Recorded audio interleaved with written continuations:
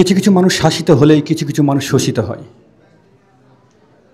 কিছু কিছু মানুষ শোষিত হলেই কিছু কিছু মানুষ প্রতিবাদী হয়। কিছু কিছু মানুষ প্রতিবাদী হলেই কিছু কিছু মানুষ রক্ত ঝরায়। কিছু কিছু মানুষ রক্ত ঝরালেই কিছু কিছু মানুষ স্বাধীনতা পায়, কিছু কিছু মানুষ স্বাধীনতা হারায়।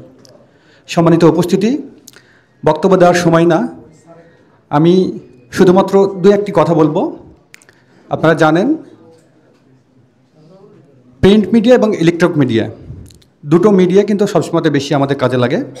পাশাপাশি এখন আরেকটি মিডিয়া, সেটা হচ্ছে সোশ্যাল মিডিয়া। এখন প্রিন্ট মিডিয়া এবং সোশ্যাল মিডিয়ার মধ্যে কিছু পার্থক্য আছে।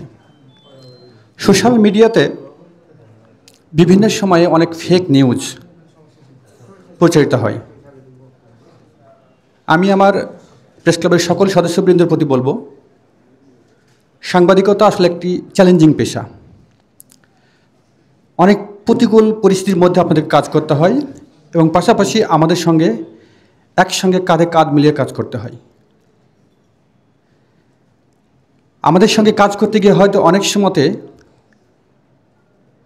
কিছু ভুল বোঝাবুঝি অথবা কিছু বিড়ম্বনা বা কিছু অপ্রীতিকর সিচুয়েশনের সৃষ্টি হয়।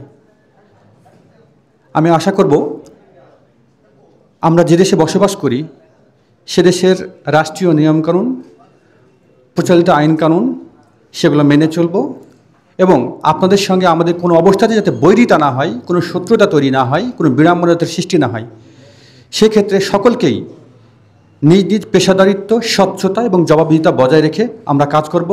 ইনশাল্লাহ আমাদের সার্বিক সহযোগিতা আপনাদের সঙ্গে আছে।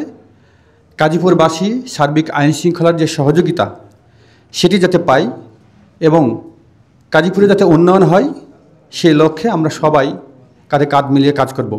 আমি আমার বক্তব্য দীর্ঘায়িত করতে চাই না। আমি গাজীপুর প্রেস ক্লাবের সার্বিক উন্নতি কামনা করছি।